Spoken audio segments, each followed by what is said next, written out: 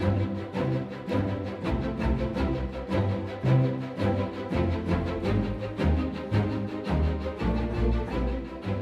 and welcome to The View from the IADB. I'm Silvia Pavoni, economics editor of The Banker, and I'm here talking to Gabriel Casillas, who is the chief economist for Banorte. Banorte is the leading locally owned Mexican bank. So, Gabriel, we were just having a chat about the past 5 years. You've been coming to the IADB for the past 5 years. How have people's perception changed over this time of Mexico? What were they asking you 5 years ago, and what are they asking you now?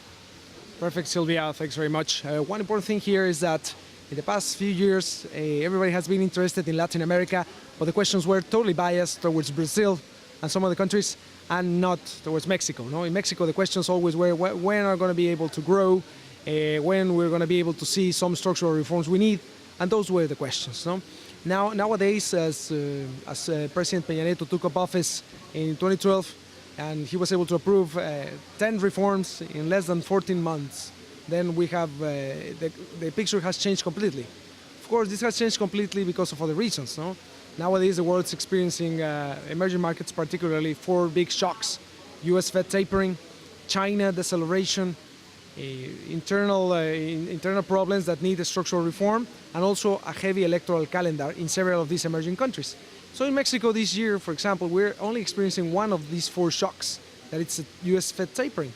So if the US is doing the tapering because the economy is getting better, that will also help the Mexican economy because of our big exposure to the US economy. So Mexico is really enjoying a bit of a really good time. So in the short term, obviously, the economic growth prospects are a little bit weak, but in the long term, they are pretty fantastic, and with all these reforms. So I know that you're speaking to both potential correspondent banks, partners, to government officials, but also to hedge funds and other investors. What kind of questions are, for example, these kind of specialized investors are asking you? What reforms are they more interested in? I'm presuming you're going to tell me energy, but let's see whether they also have some other point of interest. Yes, of course. Well, the main question they have, of course, as you mentioned, is short-term growth. They're a little bit concerned, but I think the optimism overcompensates for these concerns, and they ask about energy reform particularly, as well as bank lending reform. In the case of energy reform, lately we have started to get questions about when we could start to see flows, FDI flows coming to Mexico due to this reform, and how much we're thinking that we will receive.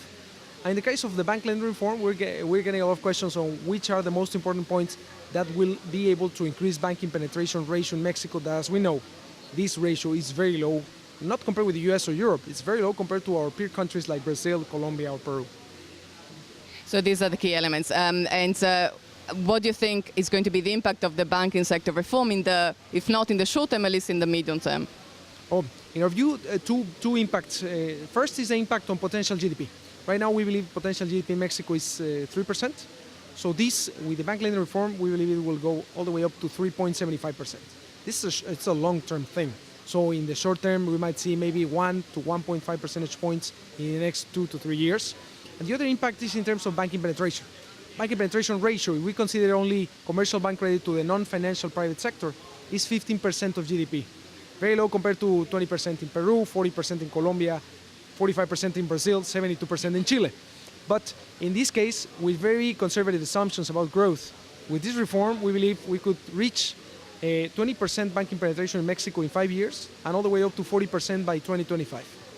That's great. So we shall see what kind of questions you will receive in 5 years from now. So thank you very much for your comments. Okay. Thank you, Silvia. Appreciate it.